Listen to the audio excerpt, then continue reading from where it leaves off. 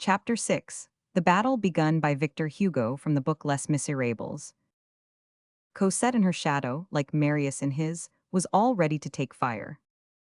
Destiny, with its mysterious and fatal patience, slowly drew together these two beings, all charged and all languishing with the stormy electricity of passion. These two souls which were laden with love as two clouds are laden with lightning, and which were bound to overflow and mingle in a look like the clouds in a flash of fire. The glance has been so much abused in love romances that it has finally fallen into disrepute. One hardly dares to say, nowadays, that two beings fell in love because they looked at each other. That is the way people do fall in love, nevertheless, and the only way. The rest is nothing, but the rest comes afterwards. Nothing is more real than these great shocks which two souls convey to each other by the exchange of that spark. At that particular hour, when Cosette unconsciously darted that glance which troubled Marius, Marius had no suspicion that he had also launched a look which disturbed Cosette. He caused her the same good and the same evil. She had been in the habit of seeing him for a long time, and she had scrutinized him as girls scrutinize and see, while looking elsewhere. Marius still considered Cosette ugly, when she had already begun to think Marius handsome. But as he paid no attention to her, the young man was nothing to her.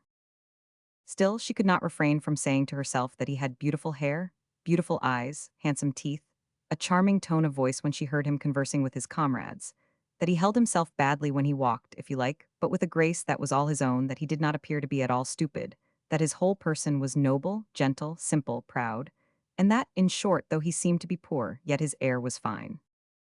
On the day when their eyes met at last, and said to each other those first, obscure, and ineffable things which the glance lisps, Cosette did not immediately understand. She returned thoughtfully to the house in the Rue de l'Ouest, where Jean Valjean, according to his custom, had come to spend 6 weeks. The next morning on waking, she thought of that strange young man, so long indifferent and icy, who now seemed to pay attention to her, and it did not appear to her that this attention was the least in the world agreeable to her. She was, on the contrary, somewhat incensed at this handsome and disdainful individual. A substratum of war stirred within her. It struck her, and the idea caused her a wholly childish joy that she was going to take her revenge at last. Knowing that she was beautiful, she was thoroughly conscious, though in an indistinct fashion, that she possessed a weapon. Women play with their beauty as children do with a knife. They wound themselves. The reader will recall Marius' hesitations, his palpitations, his terrors. He remained on his bench and did not approach. This vexed Cosette. One day she said to Jean Valjean, "Father, let us stroll about a little in that direction." Seeing that Marius did not come to her, she went to him. In such cases, all women resemble Mahomet. And then, strange to say, the first symptom of true love in a young man is timidity, in a young girl it is boldness. This is surprising, and yet nothing is more simple. It is the two sexes tending to approach each other and assuming, each the other's qualities. That day Cosette's glance drove Marius beside himself, and Marius' glance set Cosette to trembling. Marius went away confident and Cosette uneasy. From that day forth, they adored each other. The first thing that Cosette felt was a confused and profound melancholy.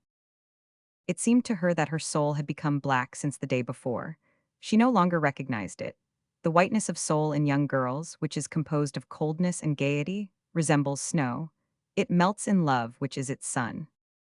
Cosette did not know what love was. She had never heard the word uttered in its terrestrial sense. On the books of profane music which entered the convent, amour, love, was replaced by tambour, drum, or pander. This created enigmas which exercised the imaginations of the big girls, such as, "Ah, how delightful is the drum," or "Pity is not a pander."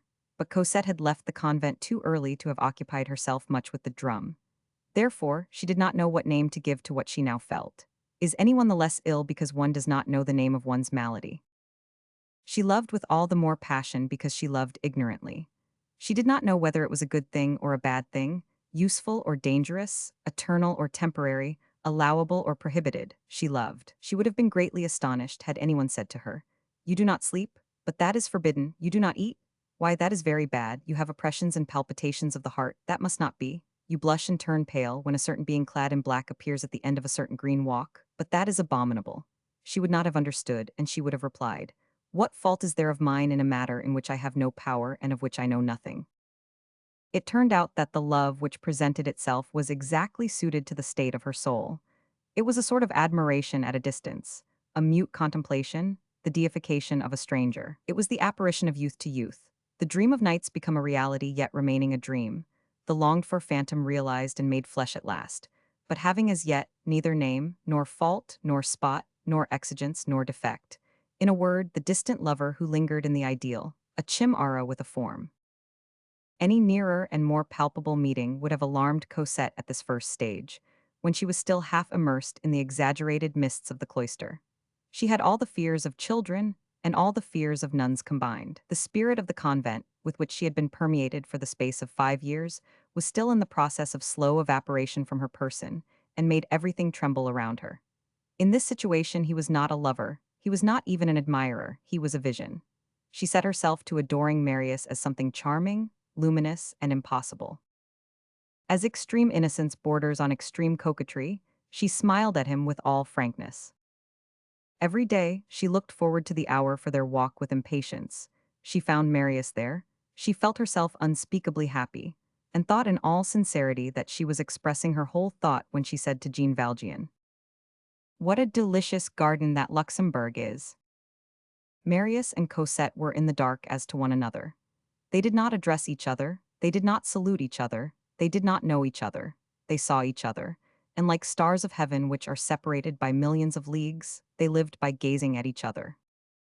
It was thus that Cosette gradually became a woman and developed, beautiful and loving, with a consciousness of her beauty and an ignorance of her love. She was a coquette to boot through her ignorance.